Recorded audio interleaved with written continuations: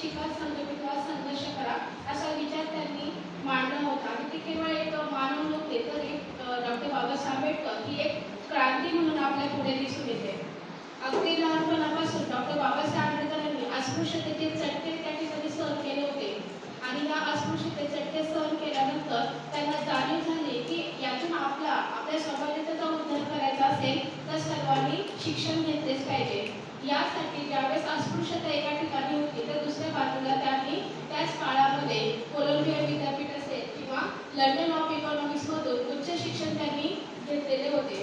ते केवळ आपल्या समाजासाठी लढले नाही तर जे दीनदलित आहेत, महिला आहेत, जे शोषित आहेत त्या सर्वांच्या संदर्भामध्ये अधिकारासाठी त्यांनी आपला लढा मांडला होता.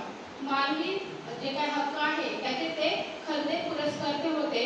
आणि त्याचबरोबर त्यांनी जी राज्यघटना लिहिली त्या राज्यघटना लिहून त्यांनी एक स्वतंत्र भारताची नीव आपल्यापुढे मांडलेली होती. डॉक्टर बाबासाहेब आंबेडकरांनी आपल्याला स्वातंत्र्य, समता, बंधुता त्यांनी शिकवली होती. त्यांचं जे संविधान आहे 2 वर्ष 18 महिने 11 दिवस किती सोसलती मानव यानुसार अनेक जण त्यांना सहकार्यासाठी होते. परंतु हळूहळू त्यांच्या कमिटीमधून एक जण कमी होत गेले आणि सर्व धुरा डॉक्टर बाबासाहेब आंबेडकर आलेली होती. आणि जर उद्धार करायचा असेल तर अशी एक घटना लिहिली पाहिजे की ज्या घटनेमुळे सर्व समाजात आपला जो अस्पृश्य समाज असेल किंवा इतर वर्गीय जे असतील किंवा महिला असतील, कामगार असतील त्या सर्वांना त्याच्यामधून आपल्या हक्काची जाणीव निर्माण होईल, त्यांना हक्क कर्तव्याची जाणीव निर्माण होईल अशा पद्धतीचं संविधान त्यांनी लिहून दिलेलं होतं.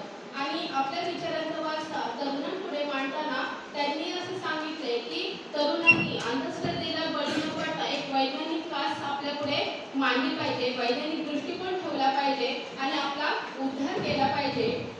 शेवटी मी इतकंच म्हणेल की नतमस्तक मी त्याच्यानी ज्यांनी संविधान लिहिले, नतमस्तक त्याच्यानी ज्यांनी संविधान लिहिले, गरीब दुबळ्या माणसाला स्वाभिमानाने शिकवले, गरीब दुबळ्या माणसाला स्वाभिमानाने शिकवले.